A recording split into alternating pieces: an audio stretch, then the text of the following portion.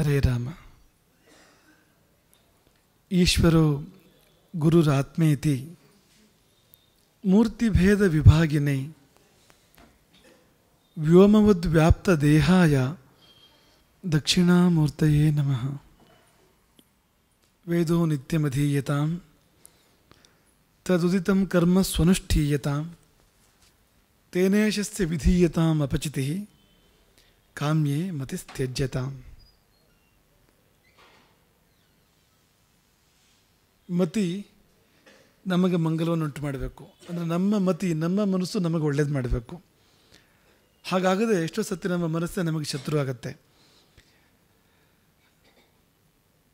ಆಗ ಏನೆಲ್ಲ ಆಗ್ಬೋದು ಅನ್ನೋದನ್ನು ನಾವು 2-3 ದಿನದಿಂದ ಚಿಂತನೆ ಮಾಡ್ತಾ ಇದ್ದೇವೆ. ನಮ್ಮ ಮನಸ್ಸೇ ನಮಗೆ ವೇರಿಯಾದಾಗ, ನಮ್ಮ ಗುರಿಯನ್ನು ಬಿಟ್ಟು ನಾವು ಎತ್ತರೋ ಹೋಗುವಂಥ ನಮ್ಮ ಮನಸ್ಸೇ ನಮಗೆ ಅಂಥ ಒಂದು ಸ್ಥಿತಿಯನ್ನು ತಂದು ಬಿಟ್ಟಾಗ ಇನ್ನೂ ವಿಷಯದಲ್ಲಿ ಮಾತುಕತೆ ನಡೀತಾ ಇರುವಂಥದ್ದು.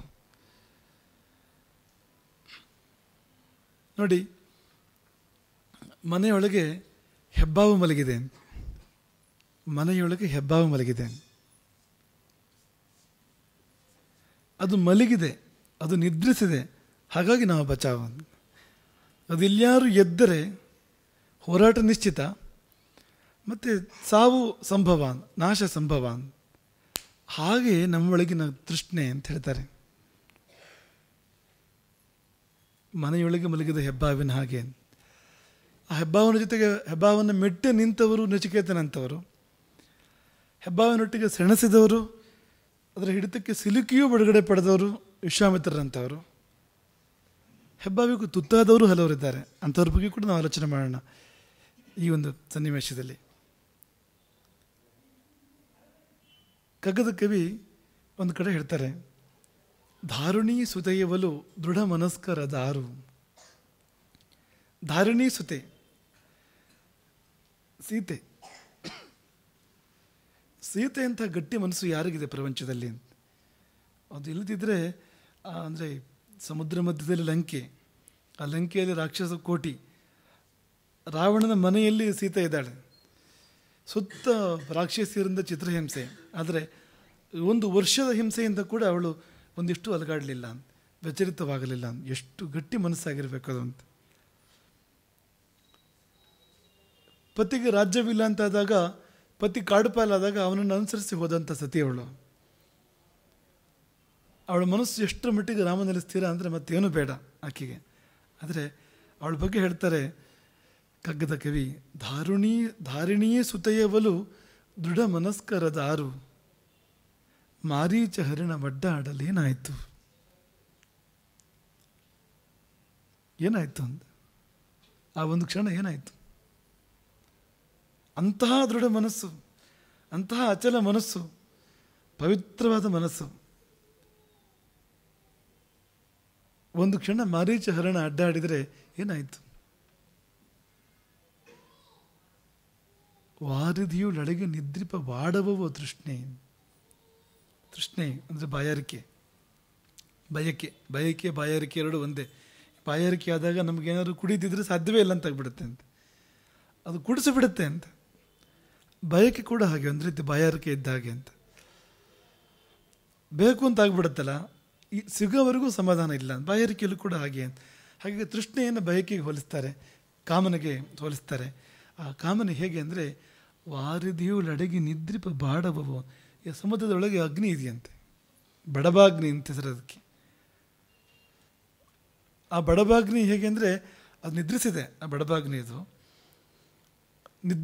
ನಿದ್ರಿಸಿರುವ ಸ್ಥಿತಿಯಲ್ಲಿ ತನ್ನ ಸುತ್ತಮುತ್ತಲ ನೀರನ್ನು ಕುಡಿತಾ ಇರುತ್ತಂಥದ್ದು. ಅದು ಏಳೋದು ಪ್ರಳಯ ಕಾಲದಲ್ಲಿ. ಎದ್ದಾಗ ಸಮುದ್ರ ಮಾತ್ರವಲ್ಲ, ಪ್ರಪಂಚವನ್ನೇ ಅಪೋಷಣ ತಗೊಳ್ಳುತ್ತೆ, ಇಡೀ ಪ್ರಪಂಚವನ್ನು ಸುಟ್ಟಾಕಿಬಿಡುತ್ತೆ ಅದು.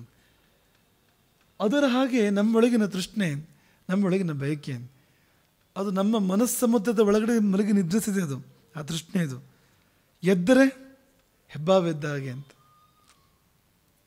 ಆರದನ್ನು ಕೆರಳಿಪರು ಮಂಕುತಿಮ್ಮ. ಅದು ಕೆರಳುವವರೆಗೆ, ಒಳಗೆ ತೃಷ್ಣೆ ಕೆರಳುವವರೆಗೆ ನಾವೆಲ್ಲ ಸಾಧುಗಳು ಅಂತ, ನಾವೆಲ್ಲ ಸಾಧಕರು, ನಾವೆಲ್ಲ ಬೋಧಕರು, ಒಳ್ಳೆ ಜನ ಅಂತ. ಸರ್ವರೂ ಸಾಧುಗಳೇ, ಸರ್ವರೂ ಬೋಧಕರೇ, ಎರಡೂ ಆಗಿರ್ತಾರೆ ಅಂತ ಅಲ್ಲಿವರೆಗೆ ಅಂತ. ಸಾಧುಗಳಲ್ಲಿ ಸಾಧು ಸಾಧ್ಯ ಅಷ್ಟು ಮಾತ್ರ ಅಲ್ಲ, ಬೋಧಕ ಅಂತ. ಇನ್ನೊಬ್ಬರಿಗೂ ಒಳ್ಳೆ ದಾರಿ ಹೇಳ್ಕೊಡ್ತಾರೆ. ಎಲ್ಲಿವರೆಗೆ ಅಂದರೆ ಜೀವನ ಪರೀಕ್ಷೆ ಬಂದಿದ್ರು ನಿಲುವನಕ, ಅಲ್ಲಿವರೆಗೆ. ನಿಜವಾದ ಪರೀಕ್ಷೆ ಆಗೋವರೆಗೆ ಯಾರೂ ಸಾಧುಗಳಲ್ಲ, ಯಾರೂ ಬೋಧಕರಲ್ಲ. ಸರ್ವರೂ ಸಾಧುಗಳೇ, ಸರ್ವರೂ ಬೋಧಕರೇ, ಜೀವನ ಪರೀಕ್ಷೆ ಬಂದಿದ್ರು ನಿಲುವನಕ. ಅವಾಗೇನಾಗತ್ತೆ? ಭಾವ ಮರ್ಮಗಳೇಳುವಾಗ ತಳದಿಂದ, ಎಲ್ಲೋ ಆಳದಿಂದ ಬಡವಾಗ್ನಿ ಎದ್ದು ಬಂದ ಹಾಗೆ, ಹೆಬ್ಬಾವ ಎದ್ದು ಬಂದ ಹಾಗೆ ಭಾವ ಮರ್ಮಗಳೇಳುವವು ಆಗ ತಳದಿಂದ, ದೇವರೇ ಗತಿಯಾಗ ಮಂಕುತಿಮ್ಮ. ಎಷ್ಟು ಚೆನ್ನಾಗಿ ಹೇಳಿದ್ದಾರೆ ಅಂದರೆ ಅವರು ಕಗ್ಗದ ಕವಿ, ದೇವರೇ ಗತಿ ಅಂತ. ನಮಗೆ ನಾವು ಗತಿಯಲ್ಲ, ನಮ್ಮವರು ಗತಿಯಲ್ಲ, ದೇವರು ಮಾತ್ರ ಕಾಪಾಡ್ಬೋದು, ಯಾಕೆಂದ್ರೆ ನಾವೇ ನಮ್ಮ ನಿಯಂತ್ರಣದಲ್ಲಿಲ್ಲ.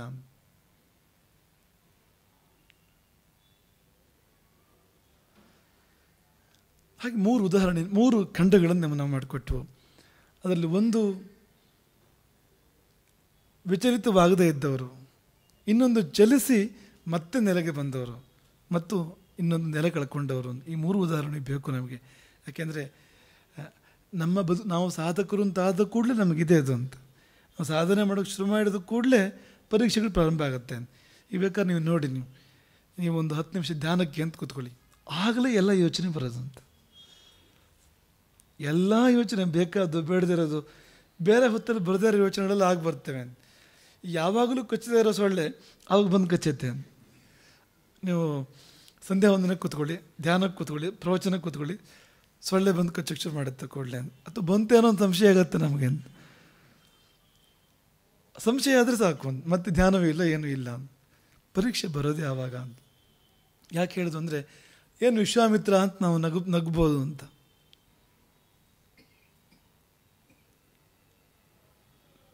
ಸೋತವ್ರನ್ನ ನೋಡು ನಗ್ಬೋದು, ಸೋತು ಗೆದ್ದವ್ರು ನೋಡು ನಗ್ಬೋದು. ರಾವಣ ಸೋತವನು, ಅವನು ನೋಡಿ ನಗ್ಬೋದು ನಾವು. ಅದು ನಾವೇನು ಅನ್ಬೇಕಲ್ವಾ? ಕಗ್ಗದ ಕವಿ ಒಂದು ಕಡೆ ಹೇಳ್ತಾರೆ, ರಾವಣನ ಹಳಿವವನೇ ಜೀವವನ್ನು ಬೆಸುಡಿಸುವ ಲಾವಣ್ಯವೆಂತಹುದೋ ನೋವದೆಂತಹುದೋ, ಬೇವಸವ ಪಟ್ಟು ತಿಳಿದು ಹೊಳೆಯುವಡೆ ಹಳಿ. ಅದು ಮಾಡ್ತಾ ಇಲ್ಲ ನಾವು. ಗಾವಿಲನ ಗಳಹೆಯನ್ನು ಮಂಕುತಿಮ್ಮ, ಸೋತವನು ಅಂತ ರಾವಣ ಅಂದರೆ. ಈ ಸಮರದಲ್ಲಿ ಸೋತವನು, ರಾಮನ ವಿರುದ್ಧದ ಸಮರದಲ್ಲಿ ಸೋತ. ಆಮೇಲೆ ಅದು ಮೊದಲು ಕಾಮನ ವಿರುದ್ಧದ ಸಮರದಲ್ಲಿ ಸೋತಿದ್ದಾನವನು. ಹಾಗೆ ವಿಶ್ವಾಮಿತ್ರರ ಕಥೆಯು ಕೂಡ. ಆದರೆ ಆ ಮಹಾಸಾಧಕ ನೀರು ನಿಂತ ಎಲ್ಲವನ್ನು ಕೂಡ, ಸಣ್ಣ ಸಾಧನೆ ಅಲ್ಲದು ನೋಡಿ. ದೇಹದ ಅಣುಗಳನ್ನು ಬದಲಾವಣೆ ಮಾಡ್ತಾನೆ ವಿಶ್ವಾಮಿತ್ರ. ಅದು ಕ್ಷಾತ್ರ ಮೊದಲಿದ್ದಿದ್ದು, ಬೈ ಬರ್ತ್ ಇದ್ದಿದ್ದು ಕ್ಷಾತ್ರ ಅಂತ. ಅಲ್ಲಿ ಒಳಗಡೆ ಬ್ರಹ್ಮ ತೇಜಸ್ಸು ಒಳಗಿದೆ, ಅದು ಬೇರೆ ವಿಷಯ. ಆದರೆ ಆ ಮೈ ಕ್ಷತ್ರಿಯನ ಮೈಯಿಂದ ಬಂದಿರತಕ್ಕಂಥ ಮೈ, ಅದು ರಜೋಗುಣದ ಮೈ. ಅದು ಮೈ ಮನಸ್ಸು ಎಲ್ಲವನ್ನು ಬದಲಾವಣೆ ಮಾಡಿದ್ನಲ್ಲ ಕೊನೆಗೆ. ಸಪ್ತಧಾತುಗಳನ್ನು, ರಸ ರಕ್ತ ಮಾಂಸ ಮೊದಲಾದ ಸಪ್ತಧಾತುಗಳಲ್ಲಿಯೇ ಬ್ರಹ್ಮವನ್ನು ಕೊನೆಗೂ ತುಂಬಿದ. ತುಂಬುವ ಮೊದಲು ಪರೀಕ್ಷೆಗಳಾಗಿದೆ. ರಾಜಸಭೆ ಬಂದಿದೆ ಮೊದಲು, ಅವನ ಅಹಮ್ಮಿನ ಪರೀಕ್ಷೆ ಆಗಿದೆ, ಕಾಮದ ಪರೀಕ್ಷೆ ಆಗಿದೆ, ಕ್ರೋಧದ ಪರೀಕ್ಷೆ ಆಗಿದೆ. ಬಹಳ ವಿಚಿತ್ರ ಅದು. ಅದು ನಮ್ಗೆ ಇದ್ದಿದ್ದೇ ಗೊತ್ತಾಗೋದಿಲ್ಲ. ಅದೇ ಹೇಳಿದ್ದು, ನಮ್ಮ ಮನೆಯೊಳಗೆ ಹೆಬ್ಬಾವ ಮಲಗಿದೆ, ನಮ್ಗೆ ಗೊತ್ತಿಲ್ಲ, ಹಾಗಾಗಿ ನಾವು ನೆಮ್ಮದಿಲಿದ್ದೇವೆ. ಈಗ ನಮ್ಮ ಜೀವನದಲ್ಲೂ ಕೂಡ ಹಾಗೆ, ನಮ್ಮ ತಪ್ಪುಗಳು ನಮ್ಗೆ ಗೊತ್ತಾಗೋದಿಲ್ಲ, ಹಾಗಾಗಿ ನೆಮ್ಮದಿಲಿರ್ತೇವೆ. ಗೊತ್ತಾದರೆ ಆಗ ನಿಜವಾದ ಸಾಧನೆ ಶುರುವಾಗುತ್ತೆ, ಸಮುದ್ರ ಮಥನ ಶುರುವಾಗುತ್ತೆ. ಗೊತ್ತಿರೋದಿಲ್ಲ. ಅಲ್ಲೂ ಕೂಡ ಹಾಗೆ, ಗೊತ್ತೇ ಇರಲಿಲ್ಲ. ನಿನ್ನೆ ಹೇಳಿದ ಹಾಗೆ ಮೇನಕೆಯನ್ನು ಬೆಳಗ್ಗೆ ನೋಡಿದ, ಪುಷ್ಕರದಲ್ಲಿ ಸ್ನಾನ ಮಾಡ್ತಾ ಇದ್ಲು, ಬೆಳಗ್ಗೆ ನೋಡಿದ. ಬೆಳಗ್ಗೆ ಸಂಸಾರ ಶುರುವಾಯಿತು. 10 ವರ್ಷ ಕಳೆದೋಗಿದೆ, 10 ವರ್ಷ ಕಳೆದೋಗಿದೆ. ಒಂದಿನ ಸಾಯಂಕಾಲ ಸೂರ್ಯಾಸ್ತ ಆಗೋದು ನೋಡಿದಾಗ ಸಂಧ್ಯಾ ವಂದನೆ ನೆನಪಾಯಿತು. ನಿನ್ನೆ ಹೇಳಿದ್ವಲ್ಲ, ಸಂಧ್ಯಾ ವಂದನೆ ನೆನಪಾಯಿತು. ಇದು ತಟ್ಟೆ ಹರಿಯೋಯ್ತು, ಅದು ಆಸನ ತಟ್ಟೆ ಎಲ್ಲ ಹುಡುಕ್ತಾ ಇದ್ದಾನೆ, ಸಂಧ್ಯಾ ವಂದನೆ ಸಾಮಗ್ರಿ ಹುಡುಕ್ತಾ ಇದ್ದಾನೆ. ಅದು ಎಲ್ಲಿ ಹೋಗಿದೆಯೋ, ಯಾವುದೋ ಮೂಲೆ ಸೇರಿ ಅಟ್ಟೆ ಸೇರಿ ಯಾವುದೋ ಕಾಲಾಗಿ ಹೋಗಿದೆ ಅದು. ಆದರೆ ಮೈ ಮರೆತು ಹೋಗಿದೆ ಅಂತ. ಏನು ಹುಡುಕ್ತೀವಿ? ಅದು ಸಂಧ್ಯಾ ವಂದನೆ ಸಾಮಗ್ರಿ ಹುಡುಕ್ತಾ ಇದ್ದಾನೆ. ಏನು ಇಷ್ಟು ದಿವಸ ಇಲ್ಲ, ಇವತ್ತು ಬೇಕಾಯ್ತಾ? ಎಷ್ಟು ದಿವಸ ಇಲ್ಲ, ಬೆಳಗ್ಗೆ ಮಾಡಿದ್ದೀನಲ್ಲ, ನೀ ಬಂದೆ ಅಷ್ಟೊತ್ತಿಗೆ, ಈಗ ಸಂಜೆ ಆಗಿದೆ, ಬೆಳಗ್ಗೆ ಬಂದಿದ್ದ. ಮತ್ತೆ ಲೆಕ್ಕ ನೋಡುವಾಗ 10 ವರ್ಷವೇ ಕಳೆದು ಹೋಗಿದೆ. ಈ ನಮ್ಮದೆಲ್ಲ ಜೀವನದಲ್ಲಿ ಆಗಿರೋಂಥದ್ದು ಇದು ಅಂದರೆ ನಮ್ಮೆಲ್ಲರ ಜೀವನದಲ್ಲಿ ಎಷ್ಟೆಷ್ಟೋ ವರ್ಷಗಳೇ ಕಳೆದು ಹೋಗಿರ್ತೇವೆ ಅಂತ.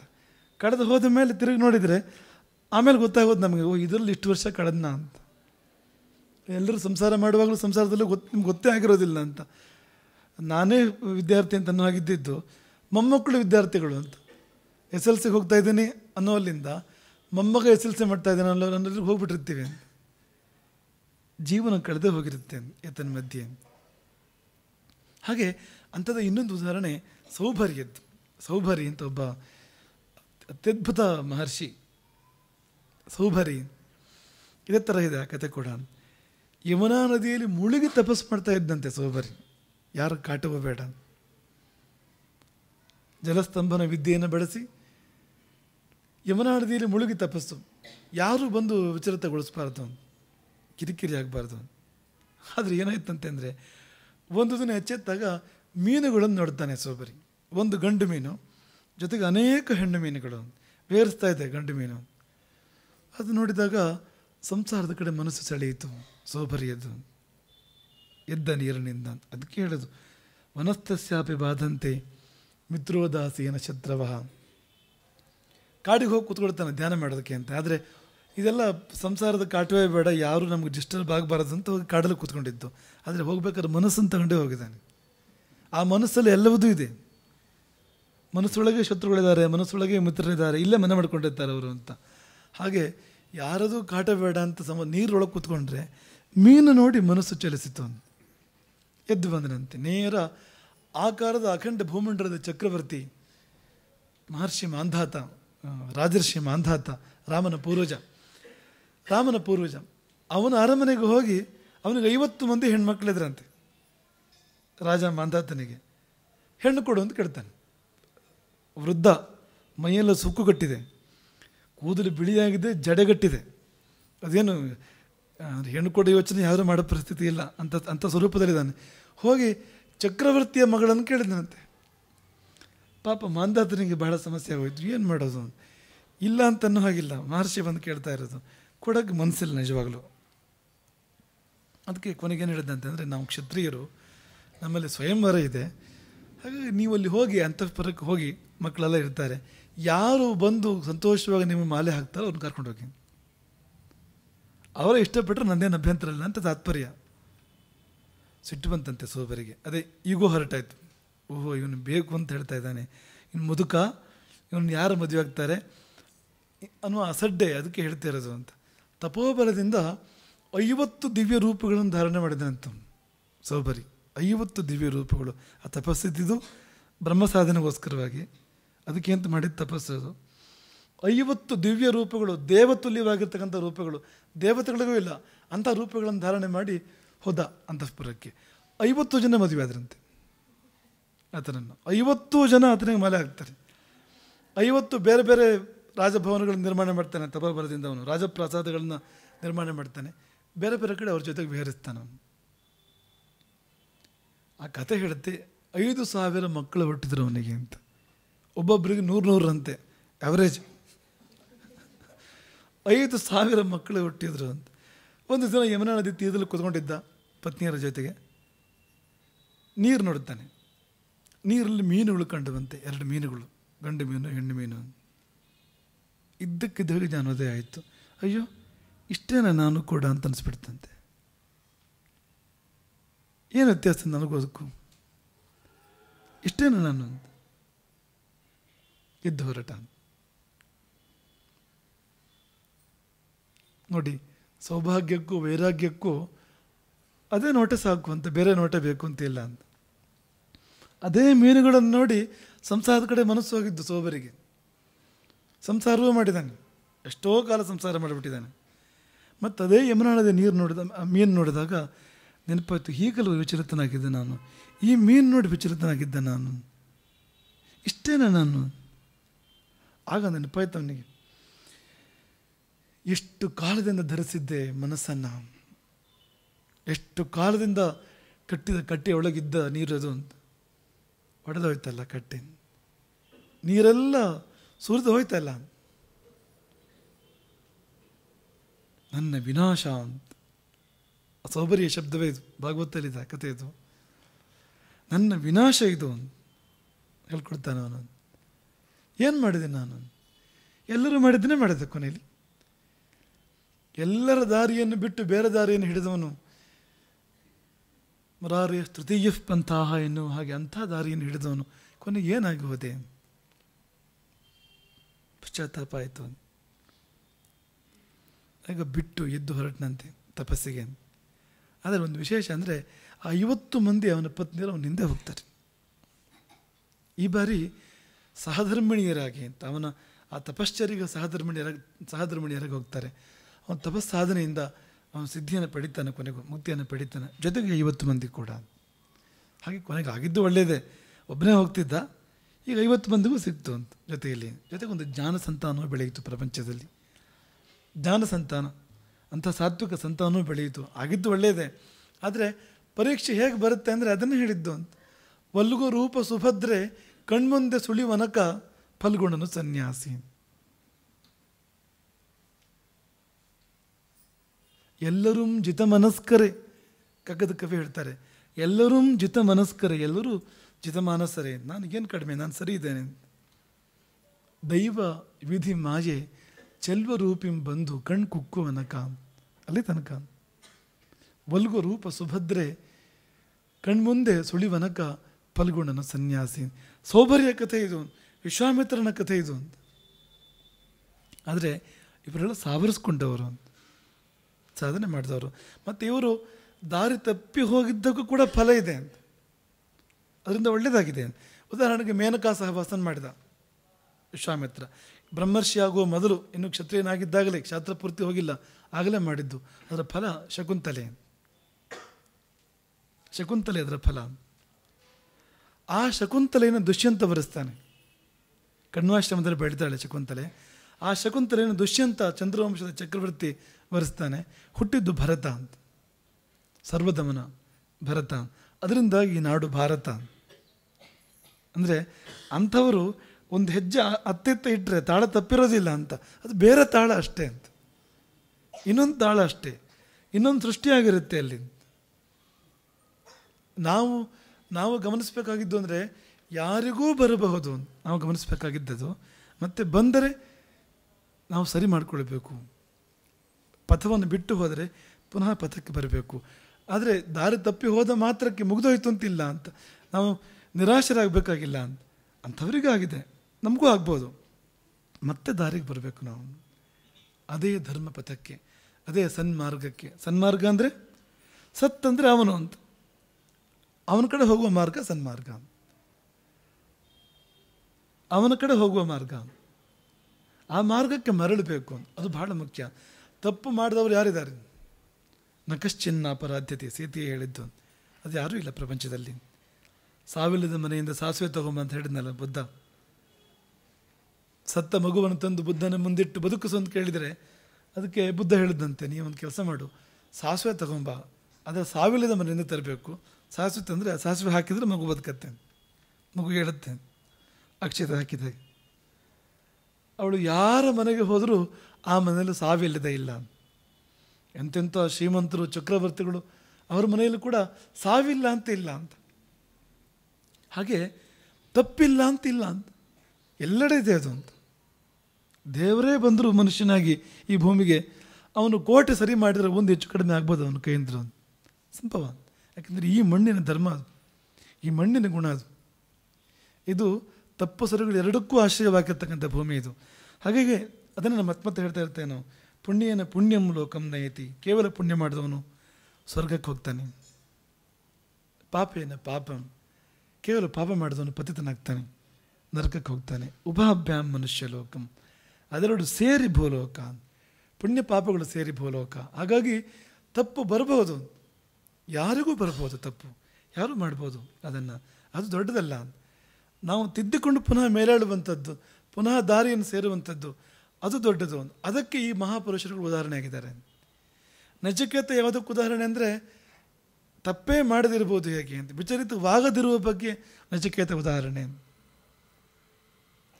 ವಿಶ್ವಾಮಿತ್ರ ಸೌಭರಿಗಳು ವಿಚಲಿತವಾಗಿ ಪುನಃ ಪಥಕ್ಕೆ ಬರುವುದಕ್ಕೆ ಉದಾಹರಣೆ. ಇನ್ನು ವಿಚಲಿತವಾಗಿಯೇ ಹೋದವರಿದ್ದಾರೆ ಅಂಥವ್ರು ಇದ್ದಾರೆ. ರಾಮಾಯಣದಲ್ಲಿ ಅಂಥದ್ದೊಂದು ಉದಾಹರಣೆ ಬರುತ್ತೆ. ರಾಮಾಯಣದಲ್ಲಿ ರಾಮ ವನವಾಸ ಮಾಡ್ತಾ ವನದಲ್ಲಿ ಸಂಚಾರ ಮಾಡ್ತಾ ಇರ್ತಾನೆ. ಒಂದು ಸಾರಿ ಏನಾಗುತ್ತೆ ಅಂದರೆ, ಒಂದು ಸರೋವರ, ಆ ಸರೋವರದಲ್ಲಿ ಏನು ಅಲೆಗಳು ಕೂಡ ಇಲ್ಲ, ಬಹಳ ರಮಣೀಯವಾಗಿರ್ತಕ್ಕಂಥ ಸರೋವರ, ವಿಶಾಲವಾಗಿದೆ, ಕಮಲಗಳಿದೆ ಆ ಸರೋವರದಲ್ಲಿ, ತುಂಬ ತಂಪು ಶುದ್ಧ ನೀರಿದೆ, ಎಲ್ಲ ಸರಿ. ಆದರೆ ಆ ಸರೋವರದ ಒಳಗಿಂದ ಸಂಗೀತ ಕೇಳಿ ಬರ್ತಾ ಇದೆಯಂತೆ. ಗೀತವಾದಿತ್ರ ನಿರ್ಘೋಷಃ ನಚ ಕಶ್ಚನ ದೃಶ್ಯತೆ. ಯಾರೂ ಇಲ್ಲ ಅಲ್ಲಿ, ಎಲ್ಲೂ ವಾದ್ಯಗಳು ಕಾಣ್ತಾ ಇಲ್ಲ, ಎಲ್ಲೂ ಹಾಡುಗಾರರು ಕಾಣ್ತಾ ಇಲ್ಲ, ಆದರೆ ಸಂಗೀತ ಕೇಳಿ ಬರ್ತಾ ಇದೆ. ಏನಿದು ಅಂತ ಧರ್ಮಭೃತ್ತೇನೋ ಮನೆಯನ್ನು ರಾಮ ಕೇಳ್ತಾನೆ. ಏನಿದು ರಹಸ್ಯ ಏನು ಇದರದ್ದು? ಆಗ ಧರ್ಮಭೃತ್ ಹೇಳ್ತಾನೆ, ಮಾಂಡಗ್ರಾಣಿ ಅಂತ ಒಬ್ಬ ಮನೆ ಮಹಾತಪಸ್ವಿ, ತಪಸ್ಸಿಗಾಗಿ ಅಂತ ಸೃಷ್ಟಿ ಮಾಡ್ಕೊಂಡು ಸರೋವರ ಇದು. ಅದು ನಾವು ಆಗ ಹೇಳಿದ್ವಲ್ಲ, ಅಂಥ ಒಂದು ನಿರ್ಜನ ಪ್ರದೇಶ ಬೇಕು, ಏಕಾಂತ ಬೇಕು ಅಂತ ಮಾಡ್ಕೊಂಡಿರ್ತಕ್ಕಂಥ ಸರೋವರ ಇದು. ಇದರೊಳಗೆ 10,000 ವರ್ಷ ತಪಸ್ಸು ಮಾಡಿದ್ದಾನೆ ಅವನು. ಈ ಸರೋವರದೊಳಗೆ 10 ವರ್ಷ ಸಹಸ್ರಾಣಿ ತಪಸ್ಸು ಮಾಡಿದ್ದಾನೆ, ಕೇವಲ ವಾಯುಭಕ್ಷನಾಗಿ, ಕೇವಲ ಜಲಾಶ್ರಯನಾಗಿ ನೀರೊಳಗೆ ಮುಳುಗಿ ತಪಸ್ಸು ಮಾಡಿದ್ದಾನೆ. ಇಂದ್ರಾದಿಗಳಿಗೆಲ್ಲ ತಲೆಬಿಸಿ ಆಯ್ತಂತೆ. ತಲೆಬಿಸಿ ಏನು ಅಂದರೆ, ಇವನು ಇಂದ್ರ ಪಟ್ಟ ಕೇಳಿದರೆ, ಅಗ್ನಿಪಟ್ಟ ಕೇಳಿದರೆ, ವಾಯುಪಟ್ಟ ಕೇಳಿದರೆ ಅಂತ ಚಿಂತೆ ಅವರಿಗೆಲ್ಲ. ಅವರು 5 ಜನ ಅಪ್ಸರಿಯರನ್ನ, ಅಗ್ರಮಾನ್ಯರಾದ 5 ಜನ ಅಪ್ಸರಿಯರನ್ನು ಕಳಿಸ್ಕೊಡ್ತಾರೆ, ತಪೋಭಂಗ ಮಾಡುವಂಥ ಒಂದು ಒಳ್ಳೆ ಕೆಲಸಕ್ಕೆ ಕಳಿಸ್ಕೊಡ್ತಾರೆ. ದೇವತೆಗಳಿಗೆ ಇದೇ ಕೆಲಸ ಅಂತ. ಯಾರು ತಪಸ್ಸು ಮಾಡಿದ್ರು ಚಿಂತೆ ಅವರಿಗೆ ಅಂತ, ನಮ್ಮ ಸ್ಥಾನಕ್ಕೆ ಬರಬಾರ್ದು ಅಂತ. ನೋಡಿ, ಎಷ್ಟು ದೊಡ್ಡ ಪದವಿ ಆದರೂ ಕೂಡ ಪದವಿ ಕಥೆ ಇಷ್ಟೇ ಅಂತ. ಅದು ಸುರಕ್ಷಿತ ಪದವಿ ಅಂತ ಇಲ್ಲ ಪ್ರಪಂಚದಲ್ಲಿ. ಇಂದ್ರ ಪದವಿ ಕಥೆ ಆಗಿದೆ ಅಂತ, ಸುರಕ್ಷಿತ ಅಲ್ಲ. ಮತ್ತು ಈ ಊರಲ್ಲಿ ಯಾವ್ದಾದ್ರು ಕುರ್ಚಿದ್ರೆ, ಅಂದರೆ ಭೂಮಂಡಲದಲ್ಲಿ ನಾವು ಹೇಳೋದು, ಅದು ಎಷ್ಟರ ಮಟ್ಟಿಗೆ ಸುರಕ್ಷಿತ ಇರ್ಬೋದು. ಋಷಿ ವಿಚಲಿತನಾದ, ಮಾಂಡಕರ್ಣಿ ವಿಚಲಿತನಾದ. ಅದರ ಪರಿಣಾಮ ಏನಾಯಿತು ಅಂದರೆ, ತಪಸ್ಸಿಗೆ ಮಾಡ್ಕೊಂಡು ಸರೋವರ ಅದು, ಆ ಸರೋವರದ ಆಳದಲ್ಲಿ ಒಂದು ದಿವ್ಯವಾದ ರಾಜಭವನದಂಥ ಒಂದು ಭವನ ನಿರ್ಮಾಣ ಮಾಡಿಕೊಂಡು ಅದರೊಳಗೆ 5 ಅವನಿಗೆ ಪತ್ನಿಯರಾಗಿ ಅವರು ಸಂಗೀತ ಕಾರ್ಯಕ್ರಮ ಆಗ್ತಾ ಇದೆ ಒಳಗಿನಿಂದ, ನೀರೊಳಗಿನಿಂದ. ಧರ್ಮಭೃತ ರಾಮನಿಗೆ ತೋರಿಸ್ತಾನೆ, ಆ ಸಂಗೀತ ಅದು ಅಂತ, ಮಾಂಡಕರ್ಣಿ ಇದು ಅಂತ. ಹಾಗೆ ಓಶೋ ಕಥೆಗಳಲ್ಲಿ ಒಂದು ಕಥೆ ಇದೆ, ಇಂಥದ್ದೇ ಒಂದು ಅಂತ. ಒಬ್ಬ ಋಷಿ ತಪಸ್ಸು ಮಾಡ್ತಾ ಇದ್ದ ಕಾಡಲ್ಲಿ, ಬಹಳ ಕಾಲ ತಪಸ್ಸು ಮಾಡ್ತಾ ಇದ್ದ. ಅದೇ ಕಾಡಿನ ಒಬ್ಬಳು ಒಂದು ಬೇಡರ ಹುಡುಗಿ, ಆಕೆಗೆ ತುಂಬ ಶ್ರದ್ಧೆ, ಮುನಿಯ ತಪಸ್ಸಿನ ಬಗ್ಗೆ ತುಂಬ ಶ್ರದ್ಧೆ. ಆಕೆ ದಿನವೂ ಬಂದು ದೂರದಲ್ಲಿ ಹಣ್ಣನ್ನು ಹಾಲನ್ನು ಏನನ್ನು ಇಟ್ಟು ಹೋಗ್ತಿದ್ಲಂತೆ. ಅಲ್ಲಿ ಮಾತುಕತೆ ಇಲ್ಲ, ಎಷ್ಟೋ ಕಾಲ ಕಳೆದಿದೆ. ಹೇಗೆ ಆಕೆ ಪ್ರತಿನಿತ್ಯವೂ ತಂದು ಇಟ್ಟು ಹೋಗೋದು ಅಲ್ಲಿ. ಋಷಿಯೂ ಆ ಮುನಿಯೂ ಮಾತಾಡಲಿಲ್ಲ, ಆಕೆನೂ ಮಾತಾಡಲಿಲ್ಲ. ಕೊನೆಗೆ ಆ ಕುಟುಂಬವೇ ಬೇರೆ ಕಡೆ ಹೋಗುವಂಥ ಪ್ರಮೇಯ ಬಂತು. ಆಗ ಎಂದೂ ಮಾತಾಡದೇ ಇದ್ದವಳು ಹೋಗೋ ದಿನ ಹಣ್ಣು ಹಾಲು ಇಟ್ಟು ಪ್ರಾರ್ಥನೆ ಮಾಡಿದಂತೆ ಆಕೆ, ಬೇರೆ ಕಡೆ ಹೊರಟು ಹೋಗ್ತಾ ಇದ್ದೇವೆ ನಾವೆಲ್ಲರೂ ಕೂಡ ಈ ಕಾಡನ್ನು ಬಿಟ್ಟು. ನನ್ನ ಸೇವೆಯಲ್ಲಿ ಇಷ್ಟು ಕಾಲದ ಸೇವೆಯಲ್ಲಿ ಏನಾದರೂ ವ್ಯತ್ಯಾಸ ಬಂದಿದ್ದರೆ, ಲೋಪದೋಷ ಬಂದಿದ್ದರೆ ಕ್ಷಮಿಸಬೇಕು ಅಂಥೇಳಿ ಪ್ರಾರ್ಥನೆ ಮಾಡಿ ಆವತ್ತೂ ಏನೂ ಮಾತಾಡಲಿಲ್ಲ. ಹಾಗೆ ಕೇಳಿದ್ರೂ ಕೂಡ ಋಷಿ ಏನೂ ಆ ಮುನಿ ಏನೂ ಹೇಳಲಿಲ್ಲ, ಸುಮ್ಮನೆ ಇದ್ದ, ಏನೂ ಮಾತಾಡಲಿಲ್ಲ. ಆಕೆ ಹೊರಟೋದ್ಲು, ಏನು ಪಾಡಿಗೆ ಒಂದು ತಪಸ್ಸು ಮುಂದುವರಿಸಿದ. ಅದರ ಮರುದಿನ ಆಕೆ ಬರಲಿಲ್ಲ, ಇವನು ಯಾಕೆ ಏನು ಅಂತ ಕೇಳಲಿಲ್ಲ ಮುನಿ. ಅದರ ಮರುದಿನ ದೇವರ ಪ್ರತ್ಯಕ್ಷ ಆದ್ರಂತೆ. ಏನು ಬರಬೇಕು ಅಂತ. ಅಲ್ಲ, ಆ ಹುಡುಗಿ ಎಲ್ಲಿ ಅಂತ ಕೇಳಿದಂತೆ. ಹೀಗಾಗತ್ತೆ ಅಂತ. ಆ ಹುಡುಗಿನ ಹೊರ ಕೇಳಿದಂತಲ್ಲ, ಒಂದು ಪ್ರಶ್ನೆ ಅಂತ, ಈಗ ಎಲ್ಲಿದ್ದಾಳೆ ಅಂತ. ಅಂದರೆ ಹೇಗೆ ಬರುತ್ತೆ ಇದು ಅಂತ, ಮಾಯ ಯಾವ ರೂಪದಲ್ಲಿ ಬರುತ್ತೆ, ಹೇಗೆ ಬರುತ್ತೆ ಅಂತ. ನಾವು ಈ ಒಂದು ಕನ್ಯಾ ರೂಪದಲ್ಲಿ ಮಾತ್ರ ಬರಬೇಕು ಅಂತಲ್ಲ, ಅದು ಸಂಪತ್ತಿನ ರೂಪದಲ್ಲಿ ಬರ್ಬೋದು, ಅದು ಅಹಂಕಾರದ ರೂಪದಲ್ಲಿ ಬರ್ಬೋದು. ನಾವು ನಿನ್ನೆ ಹೇಳಿದ್ವಲ್ಲ, ತ್ರಿಶಂಕು ಬಂದು ಬೇಡ್ಕೊಂಡ ಅಂತ, ಸಶರೀರವಾಗಿ ಸ್ವರ್ಗಕ್ಕೆ ಸೇರುವಂಥ ಯಾಗ ಮಾಡಿಸಿ ಅಂತ. ಅರ್ಹತೆ ಬಂದಿಲ್ಲ, ಆದರೂ ಮಾಡಿಸ್ತೇನೆ ನಾನು ಅಂತ. ಅದು ಅಹಂ ಆದ್ವಾರದಲ್ಲಿ ಬಂದಿದೆ ಮಾಯೆ. ಅಲ್ಲಿ ಯಾರಿಗೂ ಮಾಡ್ಸೋಕ್ಕೆ ಸಾಧ್ಯ ಆಗಿಲ್ಲ ಪ್ರಪಂಚದಲ್ಲಿ. ವಸಿಷ್ಠರ ಕೈಲೂ ಆಗಿಲ್ಲ, ವಸಿಷ್ಠರ ಮಕ್ಕಳ ಕೈಲೂ ಆಗಿಲ್ಲ. ನಾನು ಮಾಡಿಸ್ತೇನೆ ಅದನ್ನು, ಅಹಂ ಅದು ಅಂತ. ರಂಪೆ ಬಂದಳು ತಪಭಂಗ ಮಾಡಿಸ್ಬೇಕು ಅಂತ ವಿಶ್ವಾಮಿತ್ರರದ್ದು. ಆದರೆ ವಿಶ್ವಾಮಿತ್ರರ ಮನಸ್ಸು ಆ ರೀತಿ ವಿಚಲಿತ ಆಗಲಿಲ್ಲ, ಮೇನಕ್ಕೆ ಬಳಿ ಆದಾಗ ಆಗಲಿಲ್ಲ. ಅದು ಸಿಟ್ಟು ಬಂತು ಅಂತ. ನನ್ನ ಪಾಡಿ ನಾನು ತಪಸ್ ಮಾಡ್ತಾ ಇದ್ರೆ ಬಂದು ಉಪದ್ರ ಮಾಡ್ತೀಯ, ಕಲ್ಲಾಗಿ ಹೋಗು ಅಂತ ಜಪ ಮಾಡು. ಆ ಸಿಟ್ಟು ಬಂದಾಗ ಆ ದ್ವಾರದಲ್ಲಿ ಮಾಯೆ ಬಂದಿದ್ದು ಮತ್ತೆ ಅದು ಬೇರೆ ಏನೂ ಅಲ್ಲ. ಮೇನಕ್ಕೆ ಬಂದಾಗ ಕಾಮದ ರೂಪದಲ್ಲಿ ಬಂದಿದೆ, ಅದೇ ರಂಬೆ ಬಂದಾಗ ಕ್ರೋಧದ ರೂಪದಲ್ಲಿ ಬಂದಿದೆ. ನಾನು ಅದೆಲ್ಲ ಗೆದ್ದಿದ್ದೇನೆ ಅಂದ್ಕೊಂಡಿದ್ದು ಹೌದು, ಅಲ್ಲೇ ಇದೆ ಅದು ಅಂತ. ಎಲ್ಲಿ ಬರುತ್ತೆ ಅಂತಲೇ ಗೊತ್ತಾಗೋದಿಲ್ಲ, ಯಾವ ರೂಪದಲ್ಲಿ ಬರುತ್ತೆ ಅಂತಲೇ ಗೊತ್ತಾಗೋದಿಲ್ಲ, ಬಂದು ಬಿಡ್ಬೋದು. ಹಾಗಾಗಿ ಕಾಮ್ಯ ಮತಿಸ್ತ್ಯಜ್ಯತಾಂ, ಹುಷಾರಾಗಿರು ಅಂತ ಶಂಕರರು ಹೇಳಿದರು. ಹುಷಾರಾಗಿರು, ಯಾವ ರೂಪದಲ್ಲಿ ಬರ್ಬೋದೋ ಏನೋ, ಆಗ ನಿನ್ನ ಮನಸ್ಸೇ ನಿನಗೆ ಶತ್ರುವಾಗ್ಬೋದು. ಆಗ ಅಂಥ ಮನಸ್ಸನ್ನು ತ್ಯಾಗ ಮಾಡಬೇಕು ನೀನು. ನಿನ್ನ ಮನಸ್ಸಿನ ಬಗ್ಗೆ ನೀನು ಎಚ್ಚರವಾಗಿರಬೇಕು ಆ ಸಮಯದಲ್ಲಿ. ಏನಿಲ್ಲ, ಲಕ್ಷ್ಯ ಮರೆತು ಹೋಗ್ಬೋದು ಅಂತ, ಅಂತಿಮ ಲಕ್ಷ್ಯ ಮರೆತು ಹೋಗ್ಬೋದು ಅಂತ. ಆ ದೊಡ್ಡದು ಕಾಣದೆ ಚಿಕ್ಕದೇ ಕಾಣೋ ಹಾಗಾಗ್ಬಿಡ್ಬೋದು. ತೆರೆಯ ಮುಂದೆ ಸಮುದ್ರ ಮರೆಯಾಗುವ ಹಾಗೆ ಅಂತ, ತೆರೆಯ ಹಿಂದೆ ಸಮುದ್ರ ಮರೆಯಾಗುವ ಹಾಗೆ ಅಂತ.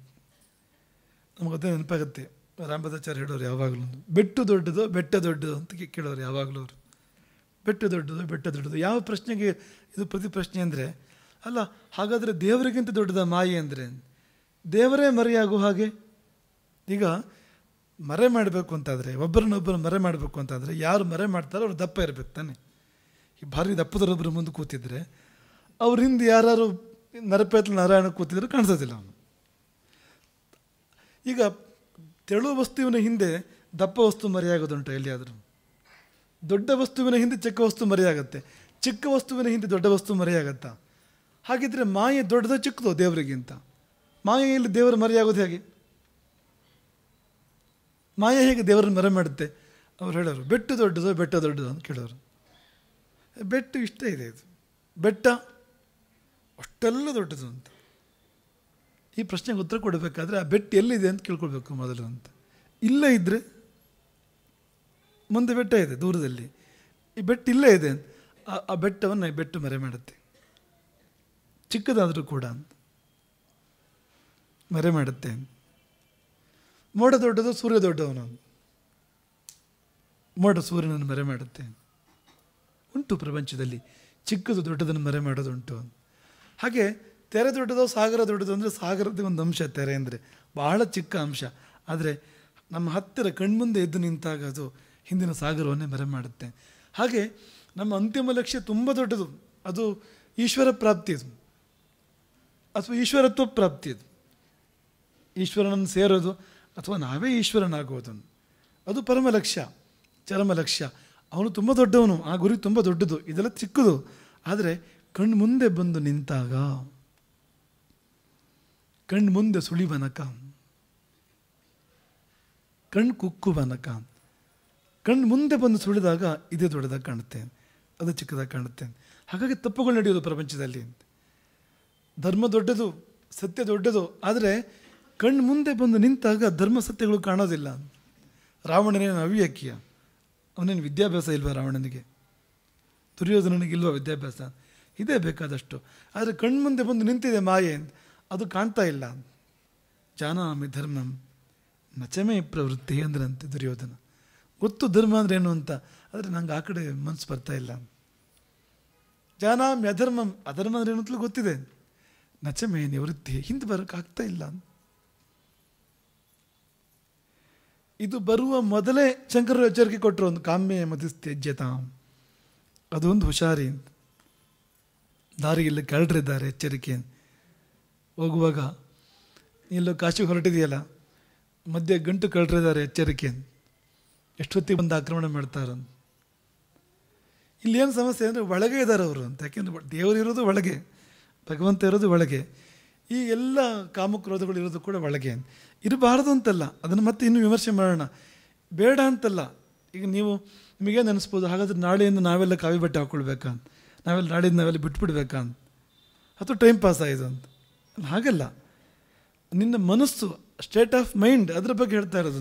ನಿನ್ನ ಮನಸ್ಸನ್ನು ಹೇಗೆ ಇಟ್ಕೊಳ್ಬೇಕು ನೀನು, ಅದು ಬಂದಾಗ ಅದಾದರೆ ಬೆಲೆಯನ್ನು ಅದಕ್ಕೆ ಕೊಡಬೇಕು. ಅದಕ್ಕೆ ಎಷ್ಟು ಕೊಡಬೇಕು ಅಷ್ಟು ಯೋಗ್ಯತೆ ಮಾತ್ರ ಕೊಡಬೇಕು. ಅದಕ್ಕಿಂತ ಹೆಚ್ಚು ಬೆಲೆ ಕೊಡಬೇಡ. ನಿನ್ನ ಮುಖ್ಯ ಲಕ್ಷ್ಯ ನಿನಗೆ ಮರ್ಯಾದೆ ಇರಲಿ. ಹಾಗಾಗಿ ಕಾಮ್ಯೇ ಮತಿ ತ್ಯಜ್ಯತಾಂ ಅಂದರು, ಈಶ್ವರೇ ಮತಿ ಸ್ಥಾಪ್ಯತಾಂ ಅಂದರು ಒಂದೇ. ನೀನು ದೊಡ್ಡದಲ್ಲಿ ಮನಸ್ಸನ್ನು ಇಡು ಅಂದರು, ಸಣ್ಣದಲ್ಲಿ ಇಡಬೇಡ ಅಂದರೂ ಒಂದೇ.